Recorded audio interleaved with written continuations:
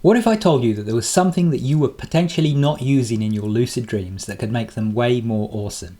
So what is that thing? That is dream characters. Yes, your dream characters can have lots of awesome uses, and today I'm going to discuss 4 of those. Before we get into the video, I'd just like to remind you guys that this video is sponsored by you guys.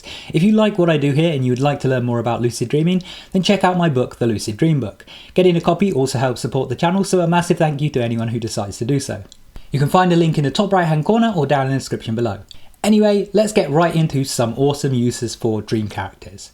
So the first use for dream characters is that you can use them as a test for where you're at with your awareness. You see, your dream characters respond to your subconscious. So if you're at a very low level of awareness, dream characters can often behave very, very weirdly. They might just stare at you blankly, they might say weird, nonsensical things, they might all just freeze in place and do nothing. They can do some very strange things because you're at such a low level of awareness that you sort of create this uncanny valley effect where all the dream characters just behave weirdly and sort of at opposition to whatever you're trying to do. That's actually one thing that will often happen. If your awareness is very low, then you'll often find that dream characters actually try to stop you from doing things. So like you'll try to do something and like a dream character might grab you or try and stop you.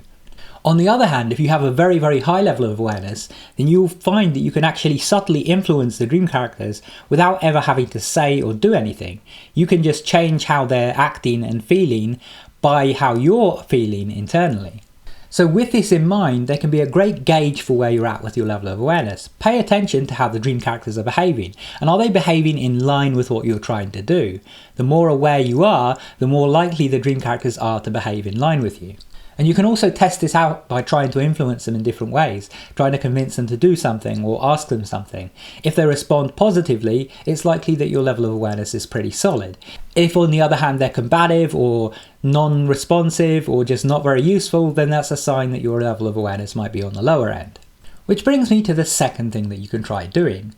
Ask them about the dream as a direct way of speaking with your subconscious.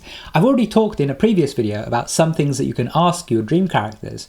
So if you haven't checked that video out, I highly recommend checking it out as I've got some interesting questions that you can ask.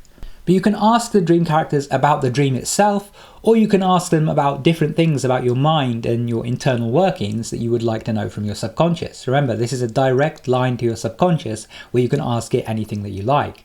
Now, you won't always get the best answers, especially if your level of awareness is low, but if you keep trying and if you get your awareness to a decent level, you'll get some pretty good answers, and this can be really, really useful.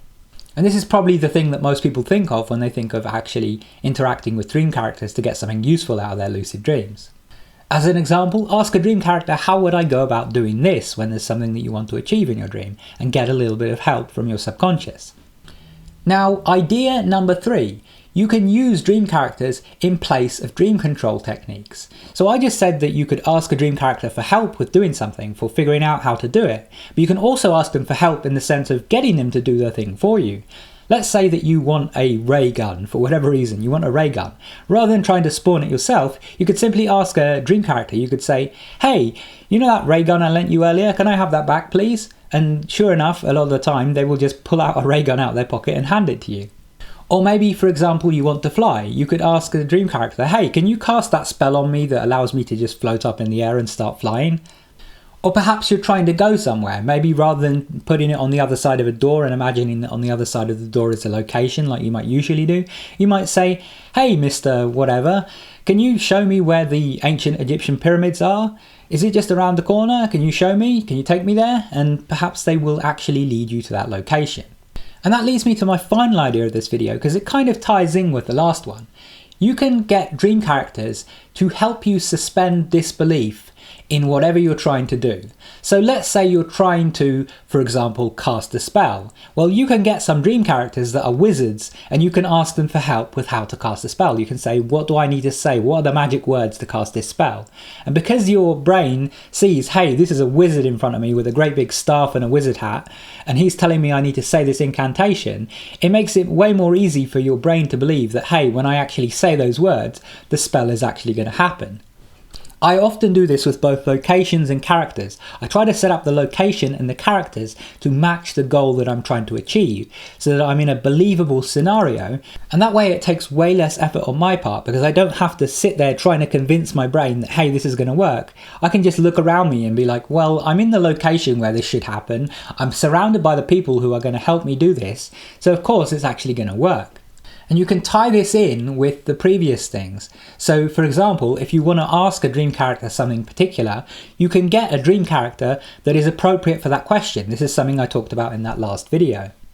Similarly, if you want a dream character to help you with an aspect of dream control, then, like I said, pick an appropriate dream character. Get a wizard to help you out with a spell. Get a pilot to help you out with flying.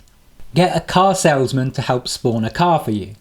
Or get a tour guide to show you around. You get the idea. Get an appropriate character and ask for their help. So these are just a few quick ideas for some interesting ways that you can use your dream characters.